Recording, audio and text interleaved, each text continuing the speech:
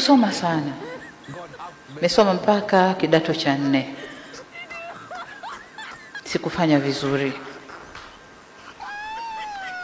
Wakati sisi tunamaliza shule, unapangwa unakwenda wapi, wakati huo wataalamu wanatafutwa.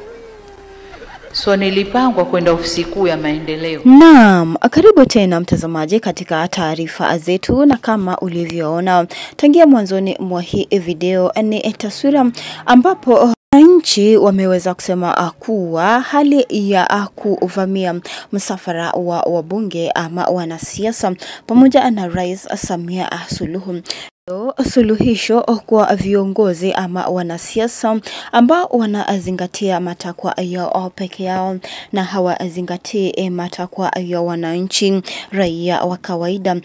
Kusema kuwa hali ya kupiga mawe msafara wa magari wa wanasiasa, hilo litaendelea hadi hawa wanasiasa waweze kusikiza kile wananchi wanachotaka.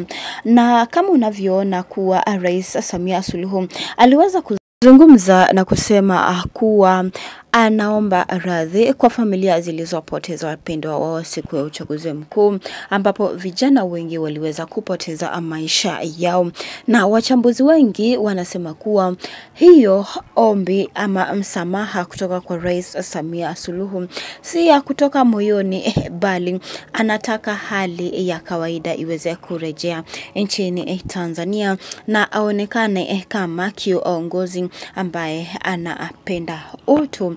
Lakini yeye mwenyewe inasemekana ndiye aliagiza kuwa kwa hawa waandamanaji siku ya uchaguzi mkuu, na wananchi wameweza kusema kuwa hali ya kupiga mawe msafara wa wabunge na pia wanasiasa na pia Rais Samia Suluhu itaendelea hadi matakwa yao itakaposikizwa, na wanasema kuwa wanatoka kwa kupiga mawe zilizopo kwenye msafara na wanaenda kutengeneza mikuki ili pia kupiga hawa ambao wanawapiga risasi na kuwaua.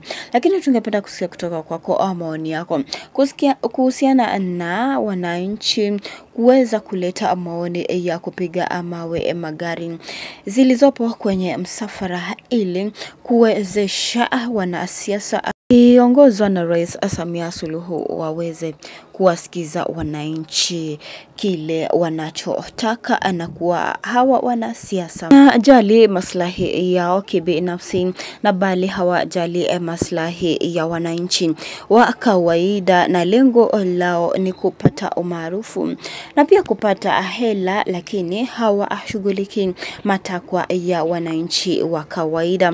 Lakini tungependa kusikia kutoka kwako, tueleze maoni yako kuhusiana pia na hotuba aliyotoa Rais Samia Suluhu bungeni akiomba msamaha kwa familia zilizopoteza wapendwa wao siku ya uchaguzi mkuu, ambapo vijana wengi waliweza kupoteza maisha yao, na pia wananchi kusema kuwa watakuwa wanapiga mawe magari yaliyopo kwenye msafara wa wanasiasa.